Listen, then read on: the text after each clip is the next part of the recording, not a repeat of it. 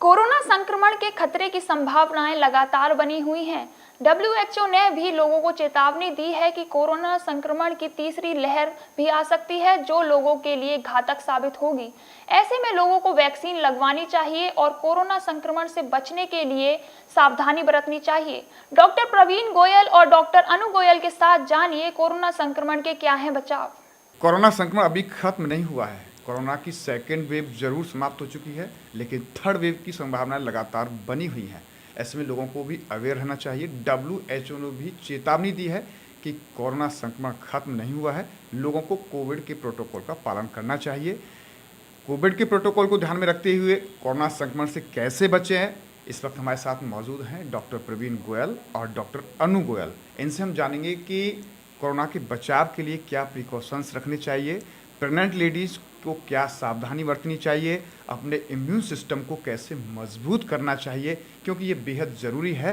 Corona संक्रमण से बचने के लिए सावधानी ही सबसे बड़ा उपाय है। इसके साथ साथ क्योंकि हम वैक्सीनेशन पर भी लोगों को जानकारी देंगे कि कितने गैप में वैक्सीनेशन होना चाहिए, पहली डोज के बाद कब वैक्सीनेशन होना चाहिए और वैक्सीनेशन कितना ज़रूरी भी है लोगों के लिए।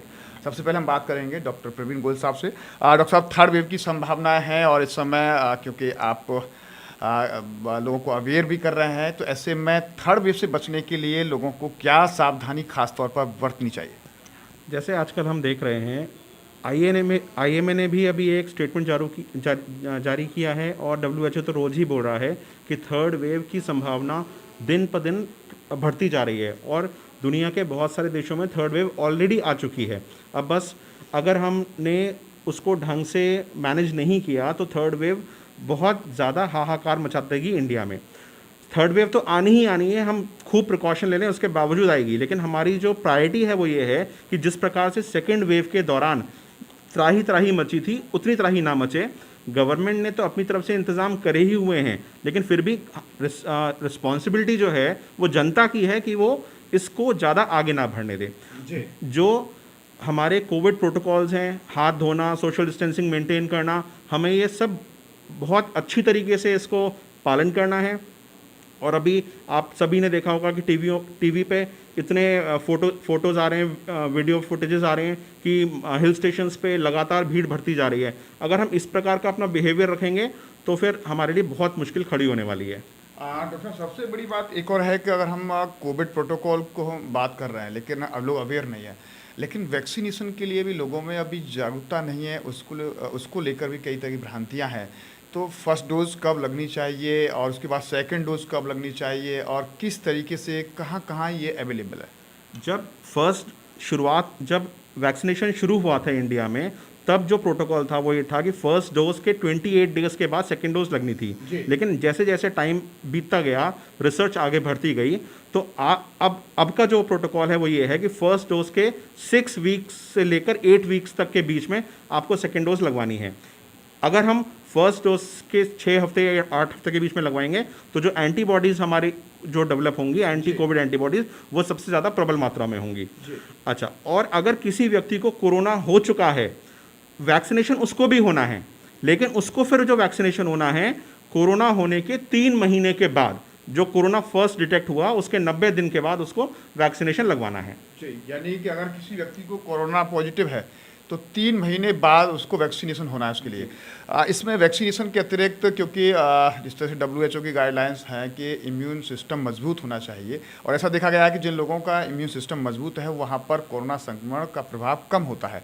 तो लोगों को किस तरह से अपने को इम्यून को मजबूत करना चाहिए? क्या उसके लिए वो अपना डाइट वगैरह ले सकते हैं? सेकेंड वेव के दौरान जितने भी लोग संक्रमित हुए, आपने बहुत ही कम सुना होगा कि किसी फौजी को संक्रमण हो गया या किसी पुलिस वाले को संक्रमण हो गया।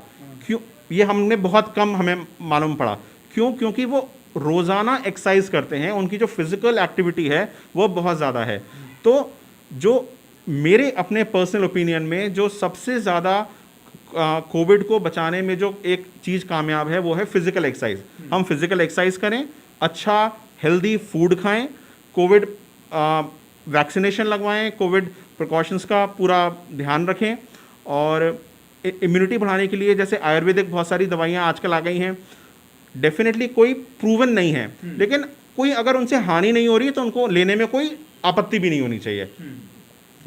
तो बेसिकली प्रॉपर डाइट इसमें बहुत बेहद ज़रूरी है। इसके साथ साथ जिस तरीके से डॉक्टर साहब ने बताया कि वैक्सीनेशन प्रॉपर कराना चाहिए, डोज वो जो है उनकी टाइमिंग से लेनी चाहिए, साथ ही साथ इम्यून को मजबूत करने के लिए डाइट पर भी विशेष ध्यान देना चाहिए। सबसे बड़ी चीज़ ये है कि कोरोना के संक्रमण से बचने के लिए सावधानी सबसे बड़ा उपाय है। इसके साथ साथ हम महिलाओं के लिए कैसे महिलाएं कोविड संक्रमण से बचें, यानी कि खासतौर पर उन लेडीज़ के लिए जो कि प्रेग्नेंट हैं, इसी के साथ हम बात करेंगे डॉक्टर अनु गोयल से। डॉक्टर साहब, जिस तरह से कोरोना की थर्ड वेव की संभावना है और ख़ासतौर पर आप प्रमुख डॉक्टर हैं, तो लेडी डॉक्टर्स के लिए क्या अवेयर रहना चाहिए उनको? देखिए, जैसे हमने सेकेंड वेव में देखा, सेकेंड वेव प्रेगनेंसी में मतलब जो महिलाएं प्रेग्नेंट थी उनके लिए बहुत ख़तरनाक साबित हुई।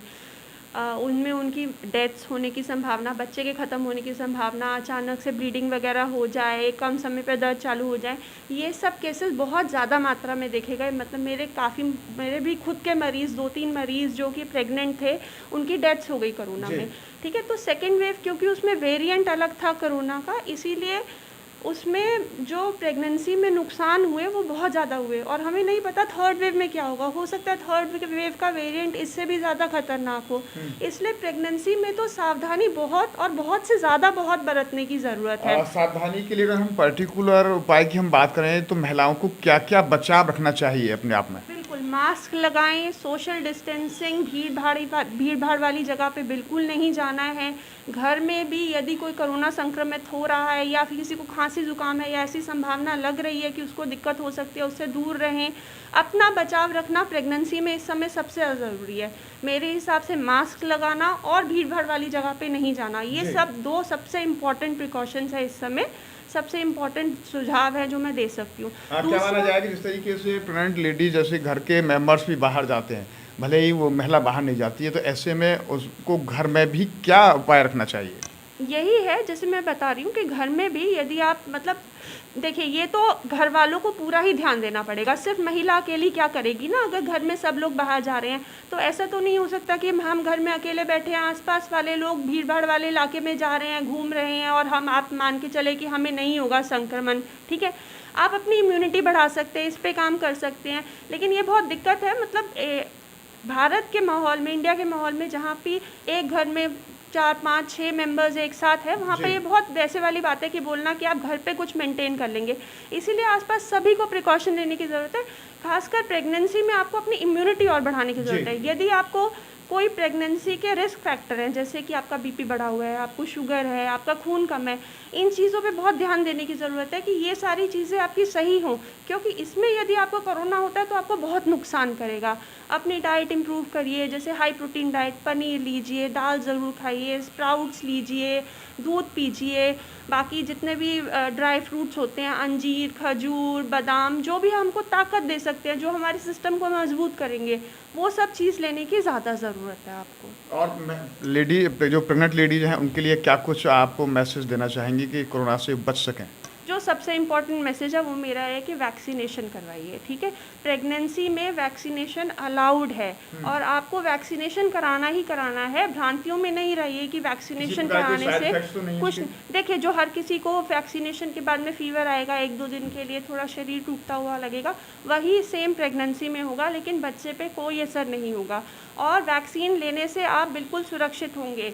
यदि उसके बाद आपको कोरोना होता भी है तो उसकी सिवियरिटी मतलब वो इतना ज़्यादा आपको असर नहीं करेगा जितना कि आप वैक्सीनेटेड नहीं है, और तब आपको कोरोना होता है तो ज़्यादा इफेक्ट होगा आप पे। धन्यवाद। बातचीत हमारे साथ रहे डॉक्टर प्रवीण गोयल, डॉक्टर अनु गोयल, जिन्होंने खासतौर पर कोरोना संक्रमण से बचने के उपाय की जानकारी दी, स्पेशली वैक्सीनेशन को लेकर उन्होंने जानकारी दी, साथ ही साथ इम्यून सिस्टम को कैसे मजबूत किया जा सकता है उस पर भी उन्होंने ब्रीफ किया, डाइट के बारे में भी उन्होंने बताया, और जो सबसे अहम बात बताई वो थी कि कोरोना से बचने के लिए जो कोविड प्रोटोकॉल है, सोशल डिस्टेंस का पालन करना, मास्क लगाकर बाहर जाना और भीड़ भाड़ से दूर रहना, क्योंकि लोग अभी भी अवेयर नहीं हैं। लगातार WHO लोगों को आगाह कर रहा है कि कोरोना का थर्ड वेरिएंट भी आ सकता है, यानी कि थर्ड लहर भी आ सकती है जो खतरनाक साबित हो सकती है। ऐसे में बेहद ज़रूरी है कि जो कुशल डॉक्टर्स हैं उनकी सलाह को मानें, सरकार की जो गाइडलाइन है उनका पालन करें।